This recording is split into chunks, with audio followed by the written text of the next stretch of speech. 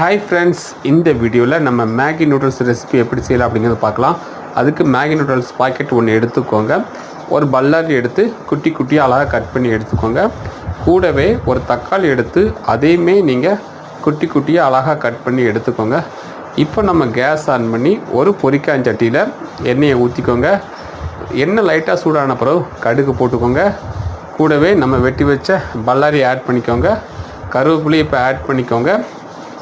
அடுத்ததாக நம்ம தக்காளி ஆட் பண்ணும். தக்காளியுமே இப்போ நீங்கள் ஆட் பண்ணிக்கோங்க. எல்லாமே சேர்த்து நல்லா வதக்கி எடுங்க. நல்லா சிம்மில் வச்சு நீங்கள் அதை நல்லா வதக்கி எடுத்துக்கோங்க. அப்படின்னா தான் நல்லாயிருக்கும். ஆகவே சிம்மில் வச்சு வதக்கி எடுத்துக்கோங்க.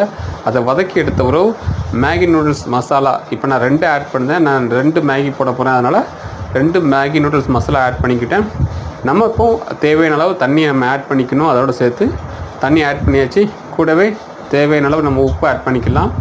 உப்பு ஆட் பண்ண பிறகு அது கொதித்த பிறகு இப்போ நான் 2 மேகி போட போகிறேன். ஆக்சுவலாக 1 போட்டேன், அடுத்ததாக இன்னொன்று. இப்போ பார்த்திங்கன்னா இப்போ நம்ம 2 மேகி போட்டாச்சு. இப்போ நல்லா கொதிக்க விடணும். நல்லா கொதிக்க விட்டு பாருங்கள். உங்களுக்கே தெரியும், ஒரு குறிப்பிட்ட லெவல் வந்த பிறகு நம்மளுக்கே தெரியும் அது பக்கம் வந்துடும். மேகி பாருங்கள் கிட்டத்தட்ட நல்லா குக் ஆகிட்டு இப்போ நம்ம சாப்பிட்றதுக்கு இந்த ரெசிபி ரெடி ஆகிட்டு இப்போ நம்ம டேஸ்ட் பண்ணி பார்க்கலாம் மேகி நூடுல்ஸ் ரெசிபி எப்படின்னு. நான் எடுத்து வச்சு டேஸ்ட் பண்ணி பார்த்தேன்.